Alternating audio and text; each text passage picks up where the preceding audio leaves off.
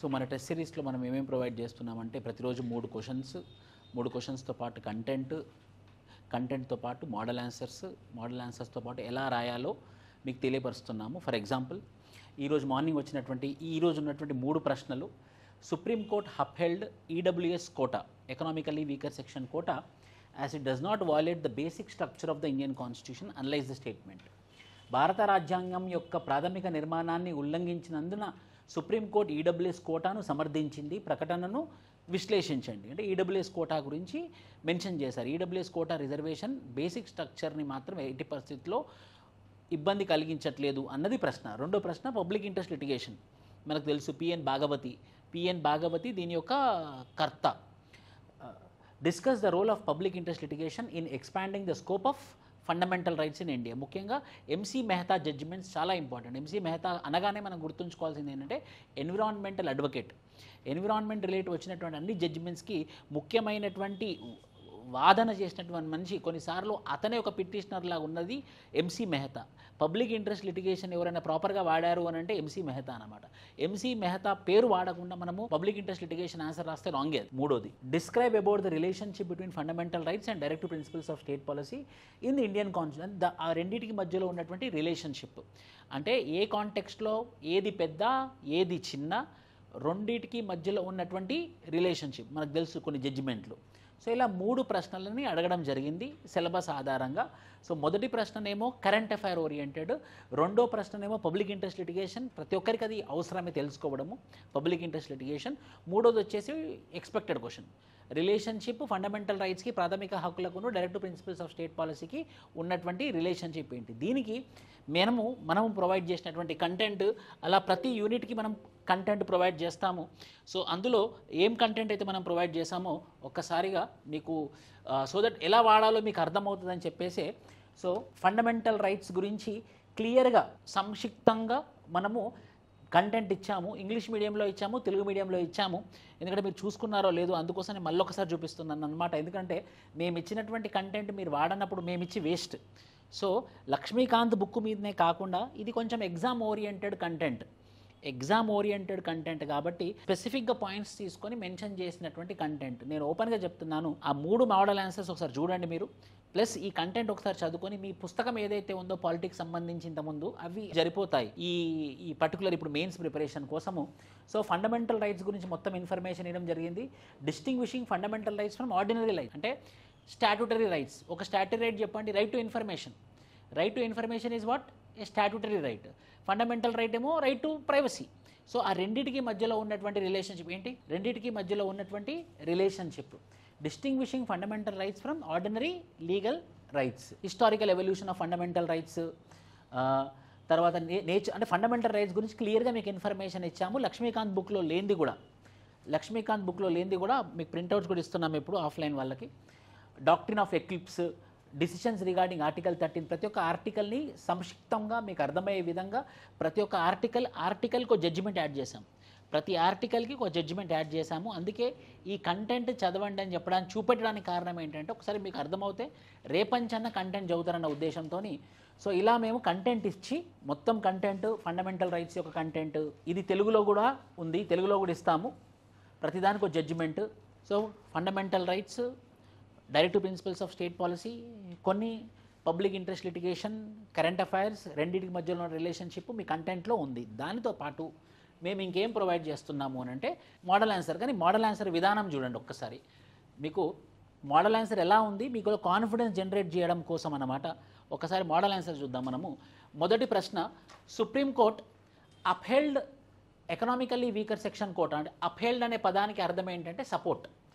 Upheld అంటే support, withhold అంటే support చేయకుండా ఆపేసినటువంటి. Supreme court upheld EWS quota as it does. So మొదటిగా మనము ఈడబ్ల్యూఎస్ కోటా గురించి మాట్లాడతాము. 103 constitutional amendment act 10% reservation provide చేస్తుంది. సోషల్ బ్యాక్వర్డ్నెస్ కాకుండా, ఎడ్యుకేషనల్ బ్యాక్వర్డ్నెస్ కాకుండా, ఎక్స్క్లూజివ్గా ఎకనామికల్ బ్యాక్వర్డ్నెస్. ఆ పదాలు చాలా ఇంపార్టెంట్. సోషల్ బ్యాక్వర్డ్నెస్ ఆధారం కాకుండా, ఎడ్యుకేషనల్ బ్యాక్వర్డ్నెస్ కాకుండా ఇచ్చేటటువంటి రిజర్వేషన్ దేని ఆధారంగా? Only economical backwardness. కానీ కాన్స్టిట్యూషన్ ఏమని చెప్పిందనంటే సోషల్ ఎడ్యుకేషనల్ బ్యాక్వర్డ్ తర్వాత మూడోది ఎకనామికల్ బ్యాక్వర్డ్నెస్ చెప్పింది కాన్స్టిట్యూషన్. కానీ మన రిజర్వేషన్ ప్రొవైడ్ చేసినప్పుడు మాత్రం ఎక్స్క్లూజివ్గా social backwardness and educational backwardness మీదనే మనం రిజర్వేషన్ ఇచ్చాం. For example SC ST reservation social backwardness, economical criteria లేదు. OBC reservation social backwardness and educational backwardness. తర్వాత ఇంద్రసాని జడ్జిమెంట్ ఏమని యాడ్ చేసిందంటే వీళ్ళలో అందరికీ రిజర్వేషన్ ఇవ్వకూడదు, ఎకనామికల్ బ్యాక్వర్డ్నెస్ ఉన్న వాళ్ళకు కూడా రిజర్వేషన్ ఇవ్వాలని చెప్పేసి క్రీమీ లేయర్ అనే కాన్సెప్ట్ పెట్టింది.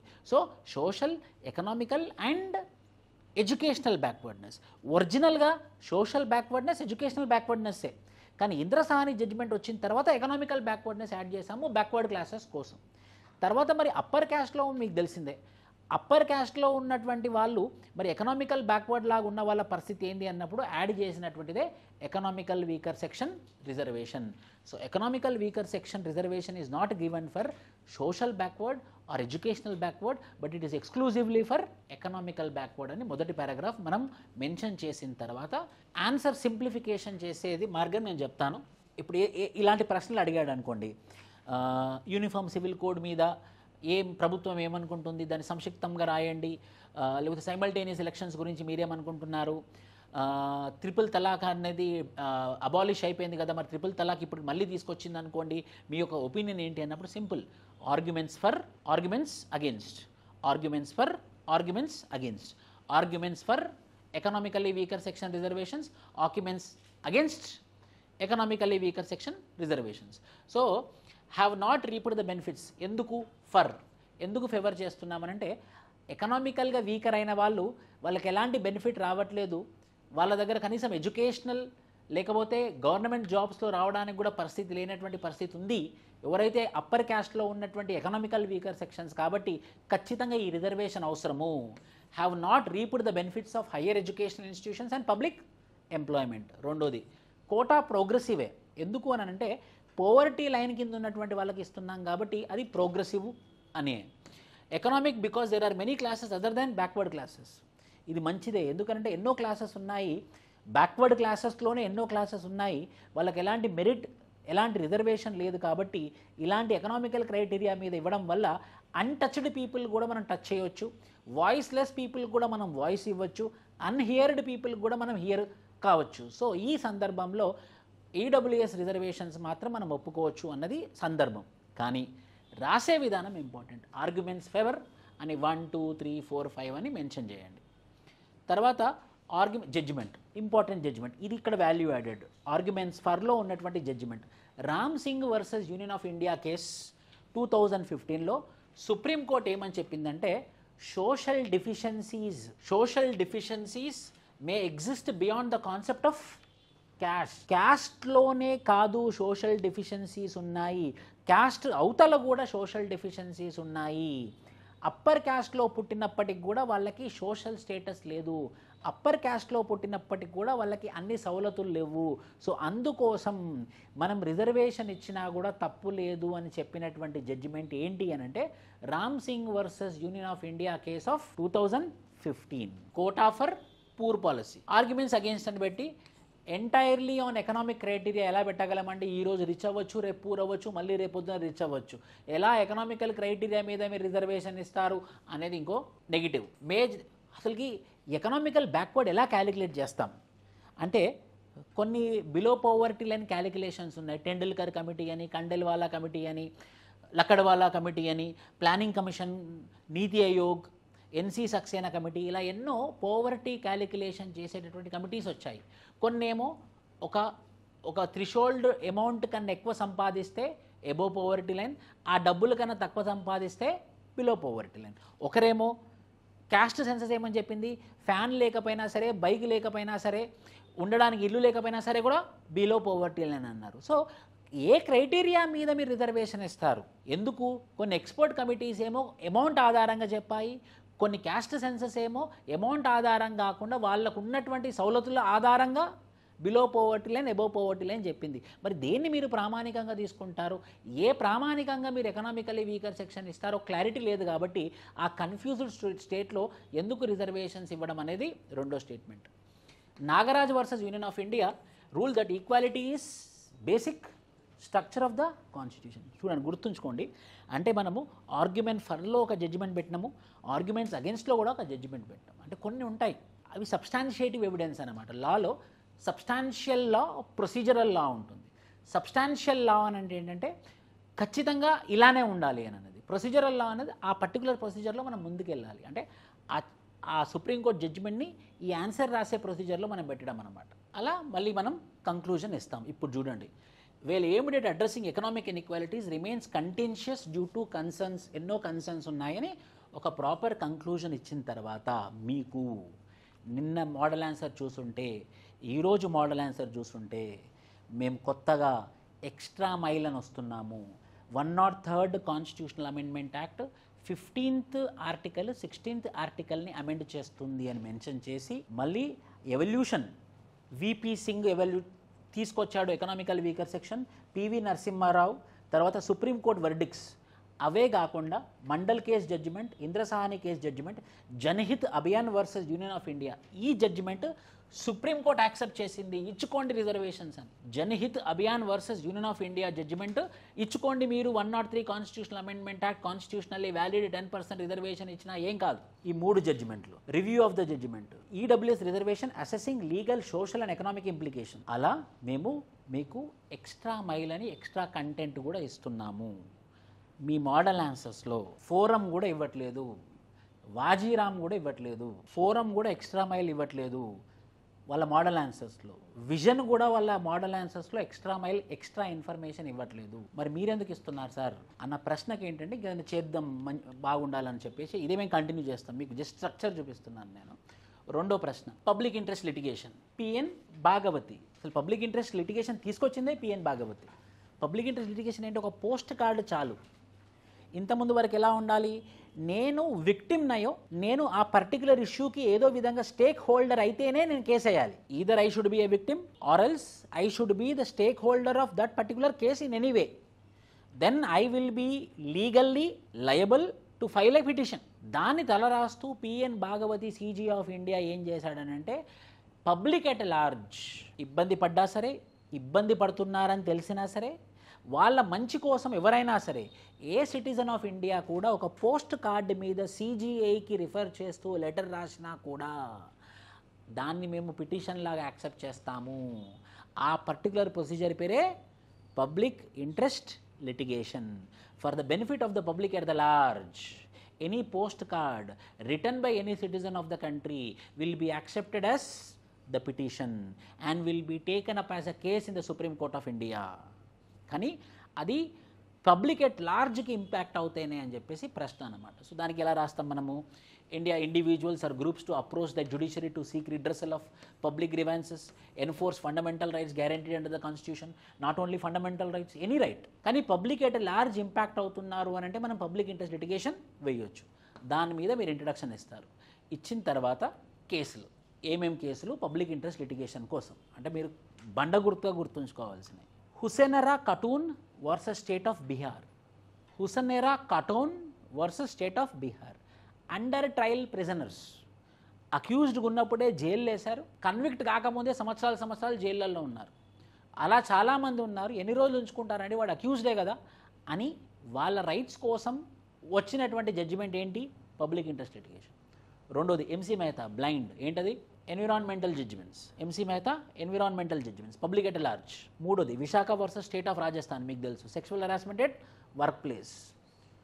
Public interest litigation, role in socio economic justice, right to education ensure చేయడం కోసం, రైట్ టు హెల్త్ని ఎన్ష్యూర్ చేయడం కోసం, గవర్నెన్స్ అండ్ అకౌంటబిలిటీని ఎన్ష్యూర్ చేయడం కోసం, ప్రమోట్ ట్రాన్స్పరెన్సీ అండ్ గుడ్ గవర్నెన్స్ని ప్రమోట్ చేయడం కోసం ఏం వాడొచ్చు? Public interest litigation. కంక్లూజన్ రాసిన తర్వాత extra miles, objectives of public interest litigation. ఎప్పుడైనా కూడా రూల్ ఆఫ్ లాకి ఇబ్బంది పెట్టినా కూడా మనం పబ్లిక్ ఇంట్రెస్ట్ లిటిగేషన్ వాడొచ్చు. Effective access to justice, meaningful realisation of fundamental rights, access to justice to all, promoting social justice, functions of public interest litigation. Extra mile, accountability and transparency, advocating public interest, environmental protection, consumer rights, health and welfare, preventing human rights violation, government accountability, legal awareness and education, policy reforms, protection of cultural heritage, promoting good governance, advocacy for women rights, promoting ethical standards. ఇవన్నీ public interest litigation యొక్క objectives. దేని గురించి పనిచేస్తుంది public interest litigation, వీటన్నిటి గురించి పనిచేస్తుంది public interest litigation. Judgement ఏంటి? ఒకటి Hussainara Khatoon versus state of Bihar, దేని గురించి? Under trial prisoners. రెండోది ఎంసీ మెహతా బండగుర్తు ఎన్విరాన్మెంటల్. సమతా జడ్జిమెంట్ అని ఇంకోటి ఉంటుంది. సమతా జడ్జిమెంట్ 1997. సమతా జడ్జిమెంట్ దేని గురించి మాట్లాడుతుందనంటే షెడ్యూల్డ్ 5 ఏరియాస్లో నాన్ ట్రైబల్స్ ల్యాండ్ వాడుకోవడానికి కానీ నాన్ ట్రైబల్స్ ల్యాండ్ ఓన్ చేసుకోవడానికి కానీ హక్కు లేదు. షెడ్యూల్డ్ 5 ఏరియాస్లో, షెడ్యూల్ 6 ఏరియాస్లో ఆ ల్యాండ్ ఖచ్చితంగా ఎవరికి వర్తించాలి? ట్రైబల్స్కి మాత్రమే వర్తించాలి. అది కూడా public interest litigation. Samatha judgement. Samatha అనే ఎన్జిఓ. మూడో ప్రశ్న, describe the relationship between fundamental rights and direct principles of state policy. మీకు తెలిసింది ఫస్ట్ ఫండమెంటల్ రైట్స్ గురించి part 3, part 4 direct principles of state policy. This 2 are bulwark of the constitution. అంతేనా? ఇవి రెండింటిని ఏమంటాం మనం? బల్వర్క్ ఆఫ్ ద కాన్స్టిట్యూషన్ అని introduction ఇస్తాం. ఇంట్రడక్షన్ ఇచ్చిన తర్వాత both are complementary in nature, whereas DPSP is non-justiciability in nature. There is a harmony and harmonious construction. The doctrine of harmonious construction guides the interpretation of constitutional provisions in a way that avoids conflict between fundamental rights and direct principles of state policy. Harmonious, doctrine of harmonious construction అంటే fundamental rights DPSP రెండు కలిసి ఉండాలి, అవి రెండు ఎప్పుడైనా కాంప్లిమెంటరీగా ఉండాలి కానీ కాంట్రరీగా ఉండకూడదు అన్నదే harmonious doctrine of harmonious construction. ఏదేమైనప్పటికీ కూడా direct principles of state policy subordinate to fundamental rights. ఏ జడ్జిమెంట్? మినర్వా మిల్స్ కేసులో ఏమని చెప్తుందనంటే fundamental rights and direct principles of state policy ఇద్దరు సమానులే, ఇద్దరు కాంప్లిమెంటరీయే, కానీ ఇద్దరి మధ్యలో కాన్ఫ్లిక్ట్ వస్తే మాత్రం ఫండమెంటల్ రైట్ మాత్రమే ప్రివేల్ అవుతుందని చెప్పినటువంటి judgment Minerva Mills case 1980.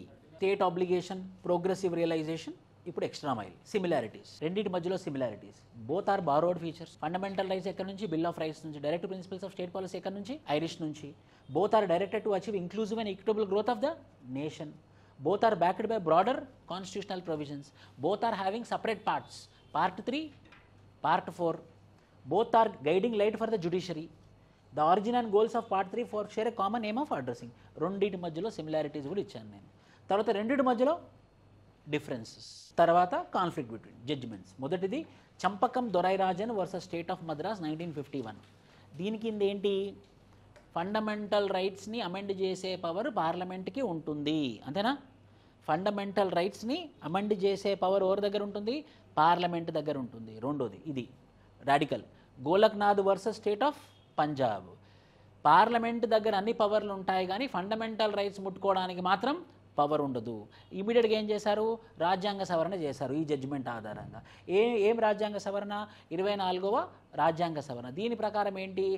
Parliament ఏమైనా చేయొచ్చు, including amendment of fundamental rights. 24th constitution declared that parliament can take away or abridge any of the fundamental right. 25th, no law which seeks to implement DPSP contained in Article 39C shall be void on the ground of contravention of, అంటే right to ప్రాపర్టీకి importance ఇచ్చి article 39B 39Cని direct principles of state పాలసీలో చూపించి ఇది fundamental రైట్స్కి against ఉందని చూపెట్టడానికి లేదు. Article 39B 39C మాత్రం నాన్ జస్టిషియబుల్. 39B 39C అంటే ఏంటి? ఫండమెంటల్ రైట్స్ ఆన్ కాన్ఫ్లిక్ట్ వచ్చినా కూడా DPSPఏ వర్తిస్తుంది. ఏ ఆర్టికల్లో? 39B and 39C. అది దేని గురించి మాట్లాడుతుంది? రైట్ టు ప్రాపర్టీ గురించి మాట్లాడు. కొన్ని కన్ఫ్యూజన్ ఉన్నప్పుడు పెద్ద పట్టించుకోవద్దు. సో 24th ఏంటి? ఫండమెంటల్ రైట్స్ కూడా అమెండ్ చేయొచ్చు. 25th అంటే ఏంటి? ఏం లేదు చెప్తాను నేను. 25th అంటే ఏంటంటే article 39B article 39C direct principles of state policy ఏమని చెప్తుందనంటే స్టేట్ దగ్గర పవర్ ఉంటుంది, స్టేట్ యొక్క డెవలప్మెంట్ కోసం కొన్ని సందర్భాలలో ప్రైవేట్ ప్రాపర్టీస్ని వాళ్ళు అక్వైర్ చేసుకోవచ్చు అన్నది 39B 39C. సో ఆబ్వియస్గా అప్పుడు నా right to property fundamental right ఉండే కదా. ఏ ఆర్టికల్ కింద ఉండే? 19లో ఎన్నోది? లాస్ట్ది లాస్ట్ది నా ఫండమెంటల్ రైట్ టు ప్రాపర్టీ. మరి మీరు DPSPలోనేమో స్టేట్కి పవర్ ఇస్తున్నారు నా ప్రాపర్టీ తీసుకోమని, ఫండమెంటల్ రైట్లోనేమో నా ప్రాపర్టీని కాపాడుకో అని చెప్పేసి ఫండమెంటల్ రైట్ అని చెప్తున్నావు. ఈ రెండింటి మధ్యలో కాన్ఫ్లిక్ట్ అయితే ఖచ్చితంగా ఏది వర్తిస్తుంది అన్న నాలెడ్జ్ ఉంది మనకి? Fundamental right. సో అలాంటప్పుడు నేను ఏ కాంటెక్స్ట్లో గవర్నమెంట్ నా దగ్గర ప్రాపర్టీ తీసుకుంటుంది? తీసుకోలేదు కదా. ఎందుకు? నేను fundamental right article 19 Clause H చూపిస్తాను నేను. సో అలాంటి సందర్భాలలో మాత్రం ఫండమెంటల్ రైట్ ప్రివేల్ కాదు. ఆ పర్టికులర్ సిట్యువేషన్లో మాత్రం ఫండమెంటల్ రైట్ ప్రివేల్ కాదు. ఏమి ప్రివేల్ అవుతుంది? DPSP ప్రివేల్ అవుతుంది అని చెప్పినటువంటి రాజ్యాంగ సవరణ ఎంత? 25. అర్థమైంది కదా. అంటే ఇప్పుడు ఫర్ ఎగ్జాంపుల్ నేనున్నాను, గవర్నమెంట్ వచ్చి నా ప్రాపర్టీ తీసుకుంటుంది, direct principles of state policy. Government వచ్చి నా ప్రాపర్టీ తీసుకుంటే నేను ఇచ్చేసేయాలి అంతే. కానీ సేమ్ టైం ఇక్కడ ఒకటి ఫండమెంటల్ రైట్ ఏమని ఉంటుందంటే, నీ ప్రాపర్టీ ఎవరు తీసుకోవడానికి హక్కు లేదు, ఎవరైనా తీసుకున్నారు అని అంటే అది ఫండమెంటల్ రైట్ వయలేషన్. సో ఈ రాజ్యాంగ సవరణ ఏమని చెప్తుందంటే, గవర్నమెంట్ కనుక మీ ప్రాపర్టీ తీసుకోవాలి అని అనుకుంటే ప్రజల శ్రేయస్సు కోసము ఫండమెంటల్ రైట్ వర్తించదు, directive principles of state policy మాత్రమే వర్తిస్తుంది అని కేటగారికల్గా 25th కాన్స్టిట్యూషనల్ అమెండ్మెంట్ యాక్ట్ అనే జడ్జిమెంట్ ఇచ్చింది. అదొకటి యాడ్ చేస్తాం. But 24th is relevant. మళ్ళీ కేశవానంద భారతి కేసు, పార్లమెంట్ దగ్గర అన్ని పవర్లు ఉన్నాయి, ఏదైనా అమెండ్ చేయొచ్చు including fundamental rights except basic structure. 42nd constitutional amendment act, Minerva Mills case, 44th constitutional amendment act, ఇది దేని కింద ఇచ్చాము మేము? ఎక్స్ట్రా మైల్ కింద.